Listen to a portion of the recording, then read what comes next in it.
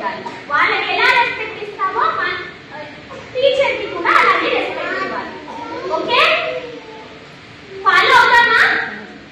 నా వాళ్ళందరికీ happy teachers day చెప్పండి గట్టిగా.